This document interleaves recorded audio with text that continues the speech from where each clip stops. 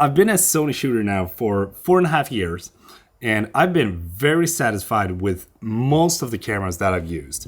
I mean, you have the battery life of the A6300, which was so-and-so, and they have the flip up screen that was just like,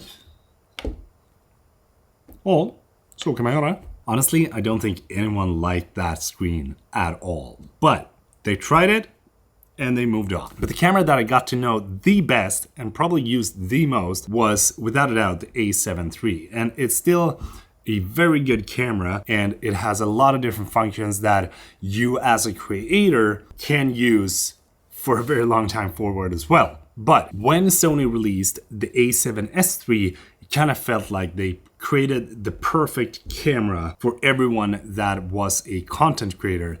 With one catch: it was a little bit too expensive for the majority of us to buy, because look at the price for the A7III, it is almost half the price of the A7S3. Now that the rumors have started and floated around about the A7IV, I thought I'd share my opinions on what it's going to be like, what kind of features it's going to have, and if you should wait for the A7IV or go for the A7III instead. But we're going to talk about all of that right now.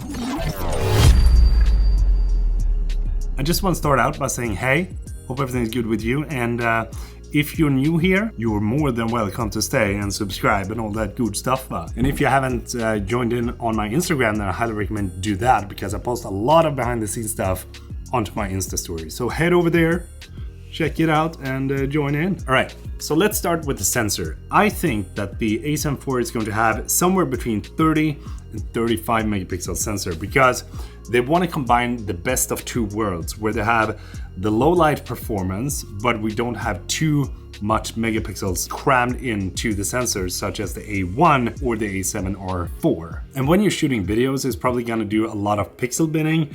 I do not think it's going to have 8K video recording, but if it does, it's going to be capped out at around 30 FPS. And I think that one of the things that are discussed the most when it comes to the A7IV is how many frames per second you're going to be able to shoot. Are you going to be able to shoot 4K 120, or are you going to be capped out at 4K 60? I think that you're going to be capped out at 4K 60, and you're not going to be able to shoot all intra codec with that camera. And again, these are just my opinions and my thoughts on the camera, so this is not actual facts. But if Sony were to include, for example, 4K 120, they would instantly kill off the A7S3 with that camera. So there's no reason for Sony to drop 4K 120 all intra in the Sony A7IV, because that would kill off the A7S3 and FX3. And I also think you're gonna be able to shoot in 10-bit, but you're not gonna be able to shoot 12-bit RAW with an HDMI out. I think you're gonna be capped out at 10-bit with the HDMI out. Moving on to the autofocus, I think you're gonna have the same autofocus capabilities as the A7S3, or even better, maybe they take the same autofocus capabilities as the A1 and put that into the A7IV. I also think when it comes to photos that this is gonna be one beast of a camera, because it feels like whenever Sony makes a A7III or A7IV, they try to combine the absolute best functionalities without killing off their own like other cameras. And I think you're gonna be able to have somewhere between like 20 to 25 FPS when you're shooting photos, and also an incredible amount of dynamic range into those shots, combined with an insane autofocus system. And when it comes to the body, I think it's going to be basically the same as the A7S3. It's going to be a little bit thinner. You're going to have the same kind of layout. And I really do hope that they increase the grip size of the A7IV a little bit more, because it does feel good to have that nice beefy grip in your hand when you're taking photos or shooting videos, because it's very stable when you're shooting like this one. When it comes to the 1080p capabilities, I think you're gonna be able to go up to 240 FPS, because that is not gonna kill off any of the better cameras within that segment.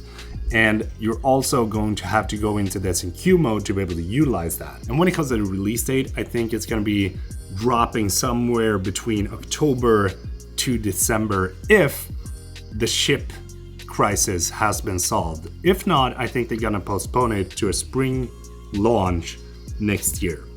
So the question that you might ask yourself right now is, should you wait for the A7 IV or buy the A7 III and then sell the A7 III when the A7 IV arrives?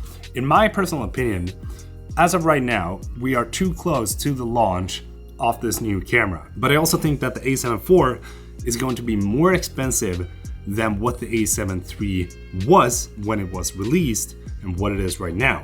Because if you look at it, Sony dropped the A7C to complement that segment with that camera. Now they have the A7C taking the place of the A7 III and the A7 IV just around the corner. I think the A7 IV is going to be somewhere above the A7C but below the A7S III. And then the A7 III is going to be even cheaper than what it is right now. So depending on your budget, I would say if you have the money to spend on a perfectly new camera that is going to be the A7 IV, I would definitely wait for that. If you do not have the money and you need to have a full frame camera, or you really want to have a full frame camera, I would probably buy a used A7 III right now and then sell that when the new camera arrives. But if you shoot videos mostly with your camera, then I would save up the extra money that is required and go for the A7S III instead of the A7 IV. But that's just my opinion. I would love to know, however, what are your thoughts on the A7 IV? When is it going to be released? What do you think it's going to have? Is it going to be capped at 4K 60? Do drop a comment down below because I would love to read it, and hope you enjoyed the video. If you haven't subscribed, make sure you do that, and if you like this video, I might just do more of them. Anyway, Peter from Sweden, have a good one. Take care.